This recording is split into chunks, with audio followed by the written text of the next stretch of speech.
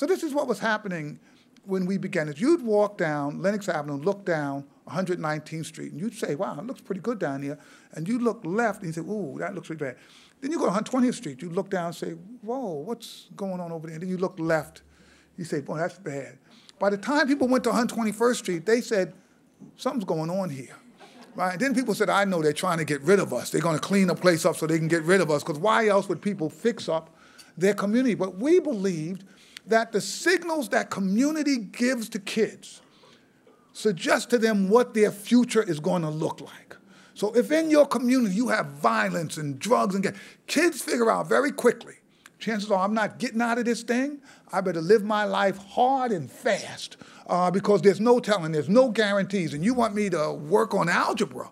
I mean, well, that doesn't make any sense. I'm trying to figure out if I'm going to live to be 17 and you're talking about something that's going to help me when I'm 30. So trying to change that cultural context that kids grow up in so that when you're improving education, kids are prepared and they believe that this is possible. So we started with this one block, and we believed that you have to start early.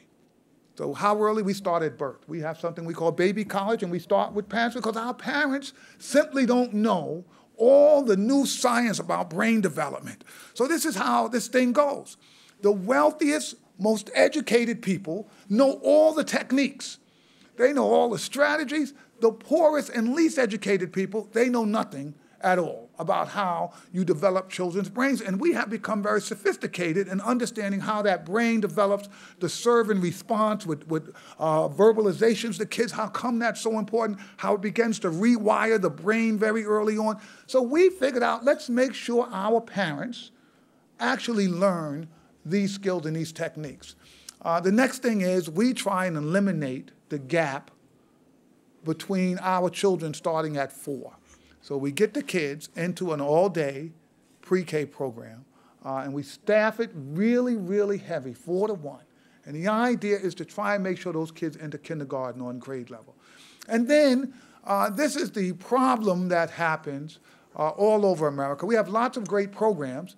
They work with kids for 2 years, and then they say, well, what happens? And the kids end up looking like everybody else. Our belief is you have to provide real strong supports for kids from the moment of birth until those kids go to college, and then guess what happens to our kids when they go to college? They all end up dropping out of college. So that's like getting a kid 99 yards. You got 1 yard left, right? And everybody says, okay, that's it. And so you end up with these horrendous dropout rates. So we said, look, let's stay with the kids until they graduate from college. So right now, we've got over 650 of our kids in college, right? And our job is to stay with them because there are reasons kids end up dropping out of college.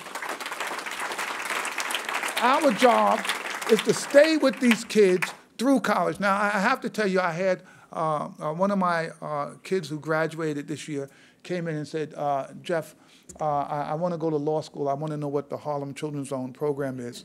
I said, it's over, all right? This thing does end. Now, this is not like forever and ever, all right? But understand now, and I'm going to say something about schools because, and then take some questions. But understand what happens in a community where no one was going to college. Then when I've got 600 kids who grew up in my program in college, those kids come home and they work with my 4th graders and they work with my 3rd graders. And my 4th and 3rd graders see all these kids from Harlem look just like them. All of them are in college. What do you do? I'm in college. What do you do? I'm in college. Yes, every single kid you see, they're in. You grow up thinking, well, all the kids in Harlem go to college. It just becomes sort of in your mind an expectation that you're not going to end up on the streets hustling and selling drugs and robbing people. You're going to college where all the other kids are at. So this idea of can you create a cultural context for success? We think that's how you're going to really end the cycles of poverty.